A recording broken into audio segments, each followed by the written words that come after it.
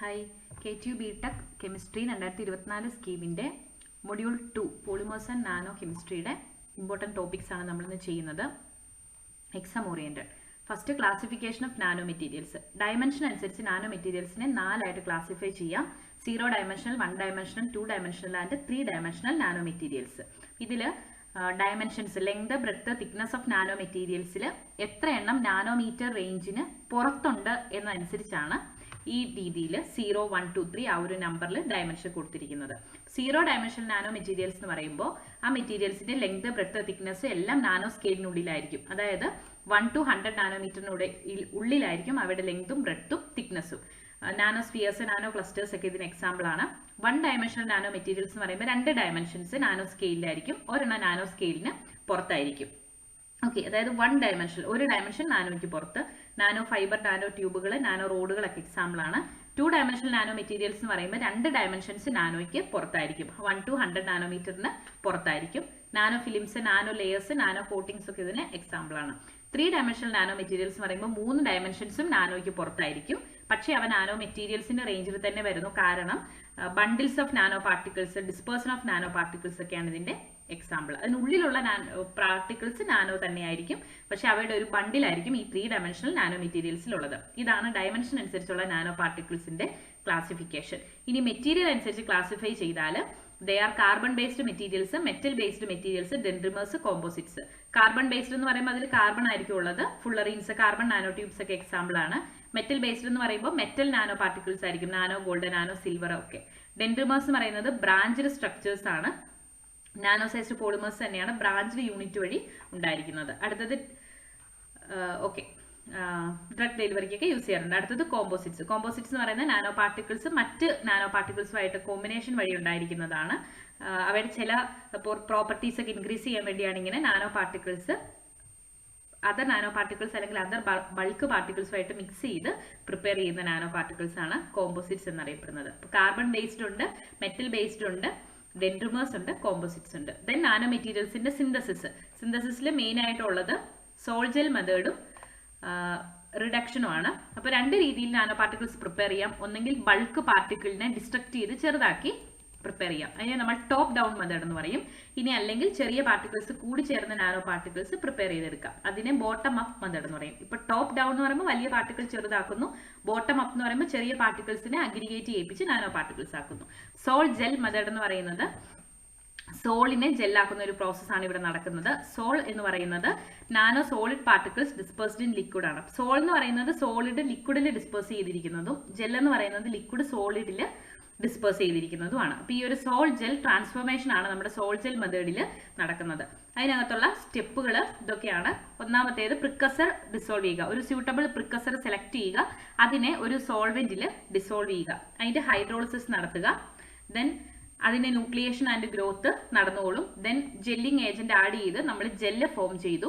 Okay, ആദ്യം sol ആണ് form ചെയ്യുന്നത്, ദെൻ ജെല്ലിങ് ഏജന്റ് ആഡ് ചെയ്ത് അതിനെ ജെല്ലാക്കി മാറ്റുന്നു. ദെൻ ജെല്ല് ഡ്രൈ ചെയ്യുന്നു, അതിനെ 500 ഡിഗ്രി സെൽഷ്യസിന് എബോവ് ടെമ്പറേച്ചറിൽ ഹീറ്റ് ചെയ്ത് കാൽസിനേഷൻ നടത്തി നമ്മുടെ നാനോ പാർട്ടിക്കിൾ ഫോം ചെയ്യുന്നു. അപ്പോൾ പ്രിക്കസർ സെലക്ട് ചെയ്യുന്നു, അതിനെ സ്യൂട്ടബിൾ സോൾവെന്റിൽ ഡിസോൾവ് ചെയ്യുന്നു, ഒരു കീലേറ്റിംഗ് ഏജന്റ് ആഡ് ചെയ്ത് നമ്മൾ ജെല്ല് പ്രിപ്പയർ ചെയ്യുന്നു. ഓക്കെ, ആ ഒരു റിയാക്ഷൻ വേണ്ടി കീലേറ്റിംഗ് ഏജന്റ് ആഡ് ചെയ്യുന്നു. ദെൻ സോൾ ഫോം ചെയ്യുന്നു. സോൾ എന്ന് പറയുന്നത് സോളിഡ് ഡിസ്പേഴ്സ്ഡ് ലിക്വിഡ് ആണ്. അടുത്തത് സോളിനെ ജെല്ലാക്കി മാറ്റുകയാണ് ചെയ്യുന്നത്, അതാണ് ജെലേഷൻ എന്ന് പറയുന്നത്. ദെൻ ജെല്ല് ഡ്രൈ ചെയ്യുന്നു, കാൽസിനേഷൻ നടത്തുന്നു, സോൾ ജെൽ ഫോർമേഷൻ. അപ്പോൾ ഇതാണ് മെറ്റൽ ആൽക്കോക്സൈഡ് ആണ് നമ്മൾ പ്രൊഡ്യൂസ് ചെയ്യുന്നതെങ്കിൽ സോൾവെന്റിൽ അത് ഡിസോൾവ് ചെയ്യുന്നു, സോൾ ഫോം ചെയ്യുന്നു, ജെല്ല് ഫോം ചെയ്യുന്നു, ജെല്ല് ഹീറ്റ് ചെയ്യുന്നു, കാൽസിനേഷൻ നടത്തുന്നു, നാനോ പാർട്ടിക്കിൾ ഫോം ചെയ്യുന്നു. അടുത്തത് റിഡക്ഷൻ ആണ്. റിഡക്ഷൻ എന്ന് പറയുന്നത് ഏതെങ്കിലും കെമിക്കൽ റിഡക്ഷൻ മെത്തേഡ്സ്, ഏതെങ്കിലും ഒരു റെഡ്യൂസിങ് ഏജന്റ് ഉപയോഗിച്ചിട്ട് നമ്മുടെ മെറ്റൽ കണ്ടെയ്നിങ് സോൾട്ടിൽ നിന്ന് നമ്മുടെ നാനോ മെറ്റലിനെ പ്രിപ്പയർ ചെയ്തെടുക്കുകയാണ് റിഡക്ഷനിൽ ചെയ്യുന്നത്. അപ്പോൾ അതിൽ സ്റ്റെപ്സ് ഒന്ന്, മെറ്റൽ കണ്ടെയ്നിങ് സോൾട്ട് ഒരു സോൾവെന്റിൽ ഡിസോൾവ് ചെയ്യുക, അതിന് പ്രിക്കസർ എന്ന് പറയുന്നു. റെഡ്യൂസിങ് ഏജന്റ് ആ സൊല്യൂഷനിലേക്ക് ആഡ് ചെയ്യുക, കാരണം മെറ്റൽ കണ്ടെയ്നിങ് സോൾട്ടിൽ നിന്ന് മെറ്റലിനെ റെഡ്യൂസ് ചെയ്യണം.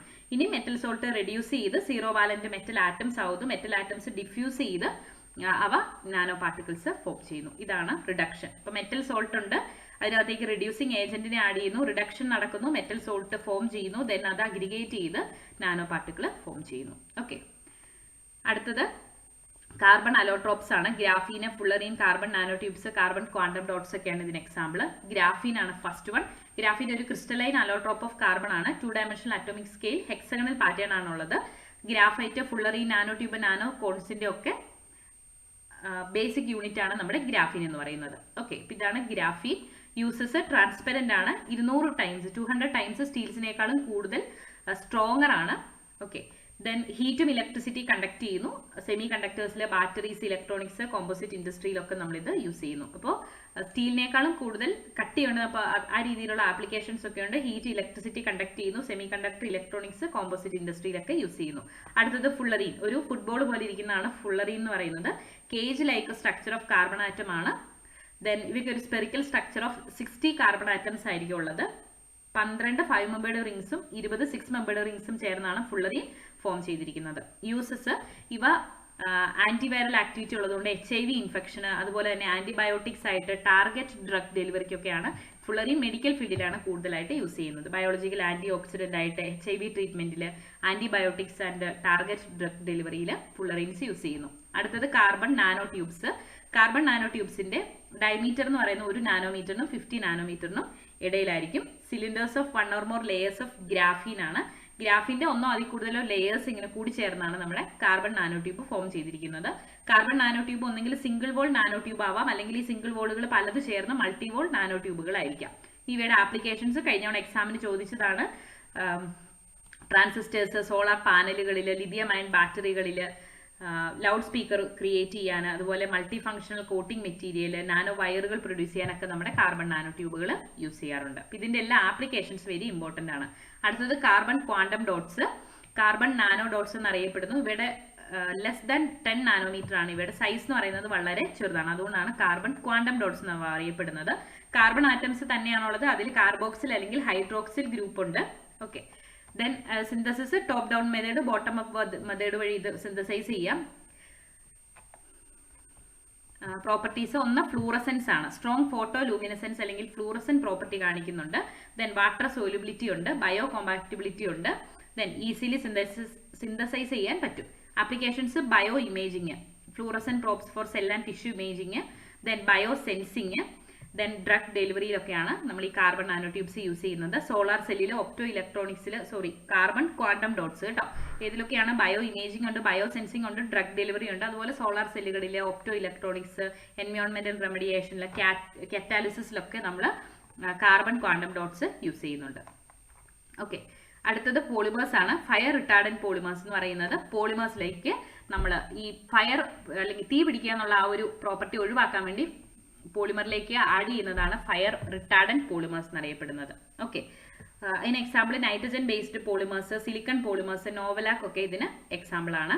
ദെൻ ഹാലജനേറ്റഡ് പോളിമേഴ്സും ഉണ്ട് ഫയർ റിട്ടാർഡന്റ് ആയിട്ടുള്ളത്. അതിന് എക്സാമ്പിൾ ആണ് നമ്മുടെ PVC, പോളിവിനൈൽ ക്ലോറൈഡ്, പോളിബ്രോമിനേറ്റഡ് സ്റ്റൈറീൻ ഒക്കെ നമ്മുടെ ഹാലജനേറ്റഡ് പോളിമേഴ്സിന് എക്സാമ്പിൾ ആണ്. ഈ ഹാലജനേറ്റഡ് പോളിമേഴ്സ് ഫയർ റിട്ടാർഡന്റ് പോളിമേഴ്സ് ആണ്. തീ പിടിക്കാതിരിക്കാൻ വേണ്ടി നമ്മൾ ഓൾറെഡി തീ പിടിക്കുന്ന സാധ്യതയുള്ള പോളിമേഴ്സിലേക്ക് നമ്മൾ ആഡ് ചെയ്യുന്ന സബ്സ്റ്റൻസുകളാണ് ഫയർ റിട്ടാർഡന്റ് പോളിമേഴ്സ്. അതിന് എക്സാമ്പിൾ ഏതൊക്കെയാണ്? Nitrogen based polymers, silicone polymers, novolac ഒക്കെ ഇതിന് എക്സാമ്പിൾ ആണ്. അതുപോലെ PVC, പോളിബ്രോമിനേറ്റഡ് സ്റ്റൈറീൻ ഒക്കെ നമ്മൾ ഈ രീതിയിൽ ആഡ് ചെയ്യാറുണ്ട്. അടുത്തത് പോളിഅനിലീൻ, കണ്ടക്ടിങ് പോളിമേഴ്സ് എക്സാമ്പിൾ ആണ് പോളിഅനിലീന്, പോളിപൈറോളൊക്കെ. പോളിഅനിലീൻ എന്ന് പറയുന്ന ഒരു കണ്ടക്ടിങ് പോളിമർ ആണ്. അനിലീന്റെ ഓക്സിഡേറ്റീവ് പോളിമറൈസേഷൻ വഴിയാണ് നമുക്ക് കിട്ടുന്നത്. അനിലീന് ബെൻസീനിൽ NH2 വരുന്നതാണ് നമുക്കറിയാം.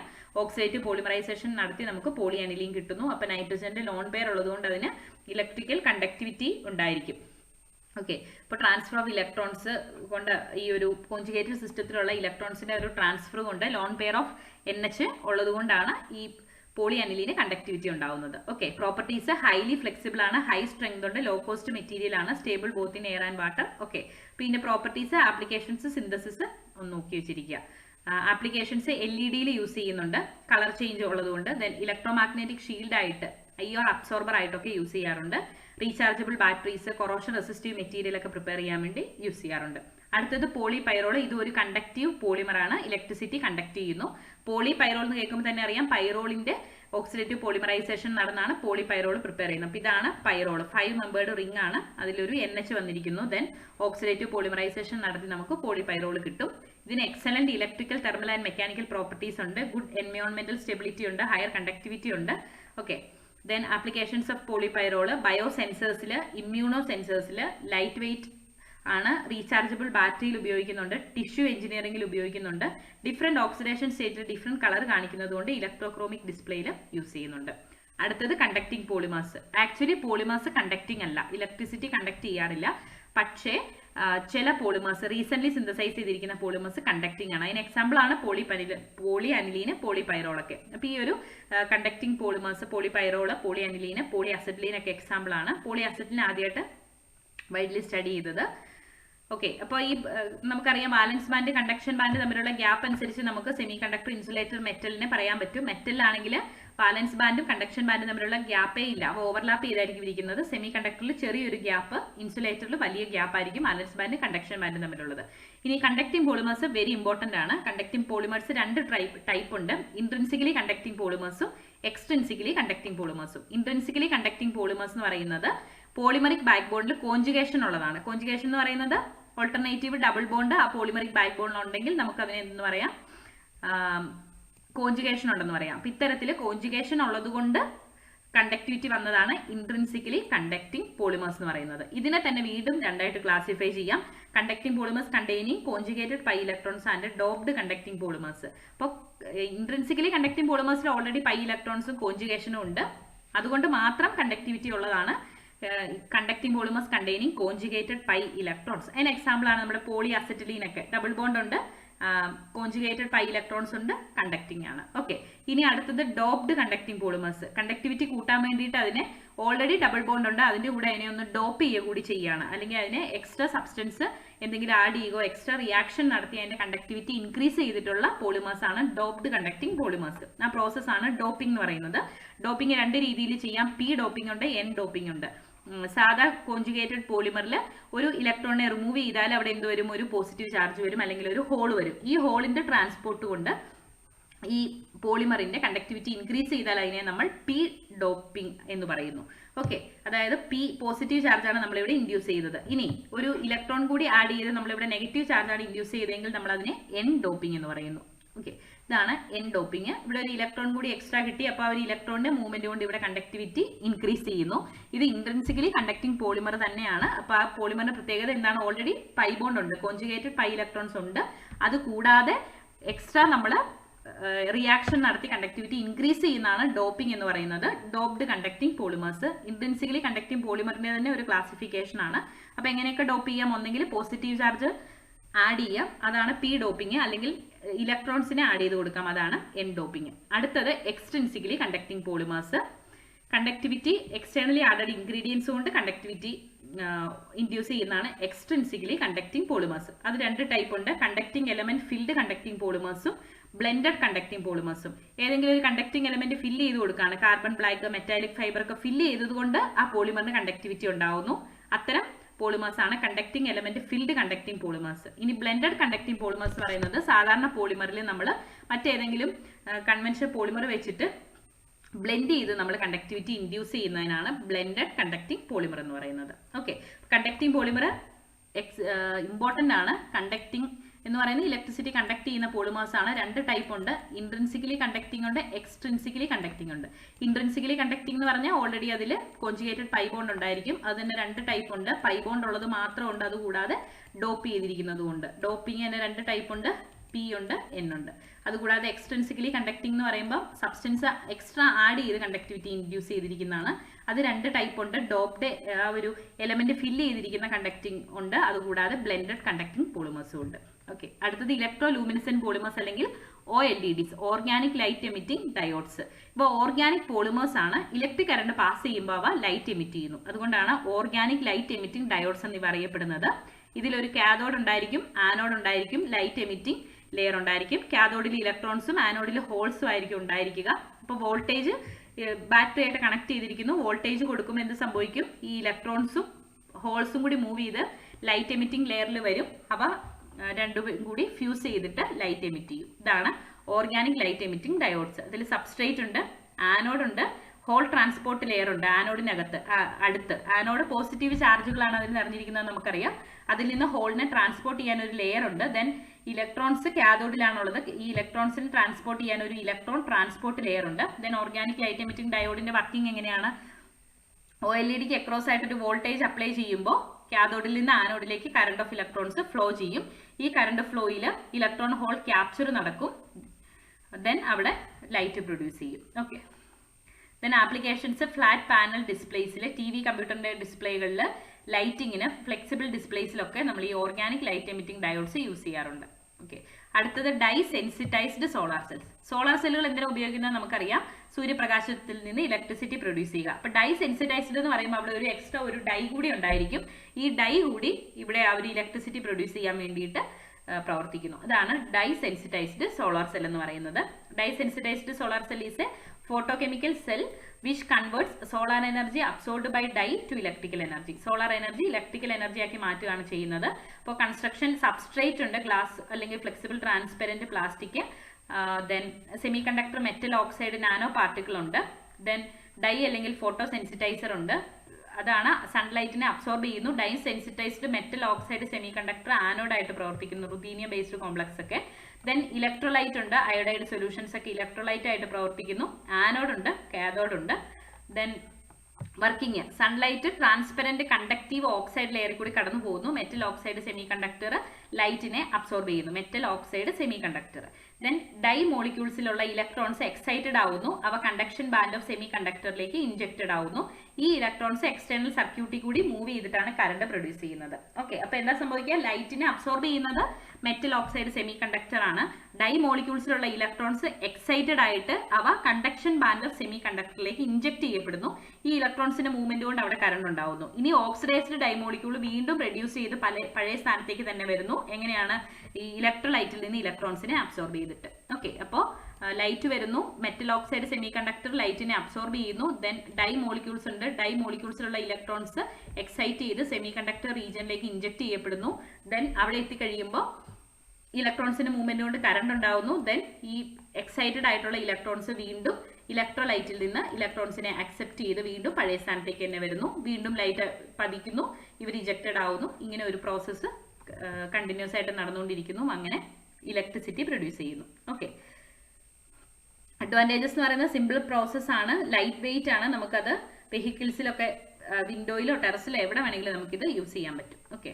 പോർട്ടബിൾ സോളാർ ചാർജസ്, ഇലക്ട്രോണിക് ഡിവൈസസിൽ, ബാക്ക് പാക്കിലൊക്കെ നമുക്കിത് കൊണ്ടുപോകാൻ പറ്റും. ഇതൊക്കെയാണ് ഡൈ സെൻസിറ്റൈസ്ഡ് സോളാർ സെല്ലിന്റെ ഗുണങ്ങൾ. അടുത്തത് സൂപ്പർ കപ്പാസിറ്റേഴ്സ്. സൂപ്പർ കപ്പാസിറ്റർ എന്ന് പറയുമ്പോൾ ഓൾറെഡി ഉള്ള കപ്പാസിറ്ററിനേക്കാൾ കുറച്ചുകൂടി സൂപ്പർ പവേഴ്സ് ഉള്ളതായിരിക്കും. എനർജി സ്റ്റോറേജ് ഡിവൈസ് ആണ്. High capacity than solid state capacitors but with lower voltage limit. Voltage limit കുറവാണ്, പക്ഷേ സോളിഡ് സ്റ്റേറ്റ് കപ്പാസിറ്ററിനേക്കാളും കപ്പാസിറ്റി കൂടുതലാണ്. Okay. Then high power density ഉണ്ട്, ചാർജ് ചെയ്യാനും ഡിസ്ചാർജ് ചെയ്യാനും എളുപ്പമാണ്. ഇലക്ട്രോഡ്സ്, ഇലക്ട്രോലൈറ്റ്, സെപ്പറേറ്റർ, കളക്ടർ ഇത്രയാണ് ഉള്ളത്. Okay. Then electrodes carbon based materials ആണ്. നാനോ ട്യൂബ്സ്, നാനോ വയേഴ്സ് ഒക്കെ ഉണ്ട്. ദെൻ ഇലക്ട്രോലൈറ്റ് എന്ന് പറയുന്നത് സോളിഡ് അല്ലെങ്കിൽ ലിക്വിഡ് ഇലക്ട്രോലൈറ്റ് യൂസ് ചെയ്യാൻ പറ്റും. സെപ്പറേറ്റർ ഉണ്ട്, കളക്ടർ ഉണ്ട്. കാർബൺ ഫൈബർ, മെറ്റൽ ആയിട്ടുള്ള അലുമിനിയം, പ്ലാറ്റിനം, കോപ്പർ ഒക്കെ നമുക്ക് കളക്ടറായിട്ട് യൂസ് ചെയ്യാൻ പറ്റും. ഓക്കെ. ഇപ്പോൾ ലോങ്ങർ സൈക്ലിംഗ് ടൈം ആണ്, ഹയർ സർവീസ് ലൈഫ് ആണ്. നോർമൽ ബാറ്ററി വെച്ച് നോക്കുമ്പോൾ ഹയർ എഫിഷ്യൻസി ആണ്, high charging rates and higher power density ആണ്. ഓക്കെ. അടുത്തത് ക്വാണ്ടം കമ്പ്യൂട്ടേഴ്സ്. ക്വാണ്ടം കമ്പ്യൂട്ടേഴ്സ് എന്ന് പറയുന്നത് ഓർഡിനറി കമ്പ്യൂട്ടേഴ്സിനേക്കാളും കൂടുതൽ എന്താണ് എക്സ്ട്രാ എബിലിറ്റീസ് ഉള്ള കമ്പ്യൂട്ടേഴ്സ് ആണ്. ഇപ്പോഴും സ്റ്റഡീസ് നടന്നുകൊണ്ടിരിക്കുന്നേ ഉള്ളൂ ക്വാണ്ടം കമ്പ്യൂട്ടേഴ്സിനെ കുറിച്ച്. സാധാരണ കമ്പ്യൂട്ടർ ചെയ്യുന്നതിനേക്കാളും കണക്കുകളൊക്കെ വളരെ വേഗത്തിൽ ചെയ്യാൻ പറ്റും. അപ്പോൾ സാധാ കമ്പ്യൂട്ടറിൽ ഉപയോഗിക്കുന്ന ബൈറ്റ്സിന് പകരം ഇവർ ഉപയോഗിക്കുന്നത് ക്യൂബിറ്റ്സ് ആയിരിക്കും. അപ്പോൾ കൂടുതൽ നമ്പേഴ്സിനെ അവർക്ക് കൈകാര്യം ചെയ്യാൻ പറ്റും.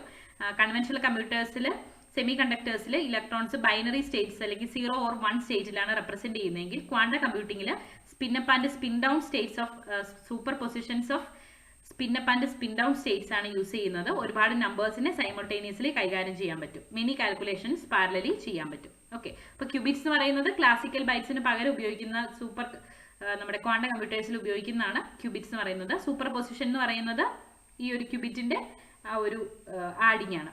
Okay. Then quantum computers, materials used in quantum computing. കഴിഞ്ഞ തവണ ക്വസ്റ്റ്യൻ ചോദിച്ചതാണ്. Quantum computing variety of materials use ചെയ്യുന്നുണ്ട്. Metals, semiconductors, topological materials, aluminium, niobium and titanium nitrides superconducting qubits prepare ചെയ്യാൻ വേണ്ടി യൂസ് ചെയ്യുന്നു. Silicon and other semiconductor materials ക്യൂബിറ്റ്സിൽ use ചെയ്യുന്നുണ്ട്. Then quantum dot materials ആയിട്ടുള്ള indium arsenide and gallium arsenide photons produce ചെയ്യാൻ വേണ്ടി use ചെയ്യുന്നു. ഇതൊക്കെയാണ് ക്വാണ്ടം കമ്പ്യൂട്ടറുകളിൽ യൂസ് ചെയ്യുന്ന മെറ്റീരിയൽസ്. അടുത്തത് സ്പിൻട്രോണിക്സ്. സ്പിൻട്രോണിക്സ് എന്ന് പറയുന്നത് ക്വാണ്ടം കമ്പ്യൂട്ടറുകളിൽ ഉള്ളതാണ്. സ്പിൻ ഇലക്ട്രോണിക്സ് ആണ്. സ്പിൻ ഓഫ് ഇലക്ട്രോൺസ് കൂടി, ചാർജ് ഓഫ് ഇലക്ട്രോൺസിന് കൂടാതെ തന്നെ സ്പിൻ ഓഫ് ഇലക്ട്രോൺസ് കൂടി ഡേറ്റ സ്റ്റോറേജിനും പ്രോസസ്സിങ്ങിനും കമ്മ്യൂണിക്കേഷനും ഒക്കെ യൂസ് ചെയ്യുന്നതാണ് സ്പിൻട്രോണിക്സ് എന്ന് പറയുന്നത്. സ്പിൻ ഓറിയന്റേഷൻ എന്ന് പറയുന്നത് എന്താണ്, ഇലക്ട്രോണിന്റെ സ്പിൻ ഓറിയന്റേഷൻ രണ്ട് രീതിയിലുണ്ടെന്ന് നമുക്കറിയാം. ഈ ഒരു സ്പിൻ ഓറിയന്റേഷന്റെ കൂടി യൂസ് ചെയ്തുകൊണ്ട് ഡേറ്റ സ്റ്റോറേജിലൊക്കെ യൂസ് ചെയ്യുന്നതാണ് സ്പിൻട്രോണിക്സ് എന്ന് പറയുന്നത്. Okay, then types of spintronics metal based ഉണ്ട്, സെമി കണ്ടക്ടർ ബേസ്ഡ് ഉണ്ട്, ഗ്രാഫിൻ ബേസ്ഡ് ഉണ്ട്. ക്വാണ്ടം കമ്പ്യൂട്ടേഴ്സ് ഡ്രഗ് ഡെലിവറിയിൽ, മെറ്റീരിയൽ സയൻസിൽ, ഫിനാൻഷ്യൽ മോഡലിംഗിലൊക്കെ നമുക്ക് യൂസ് ചെയ്യാൻ പറ്റുന്നതാണ്. ആപ്ലിക്കേഷൻസ് ഓർത്തിരിക്കുക. അപ്പോൾ ഇത്രയാണ് സെക്കൻഡ് മൊഡ്യൂളിലെ ഇമ്പോർട്ടൻറ്റ്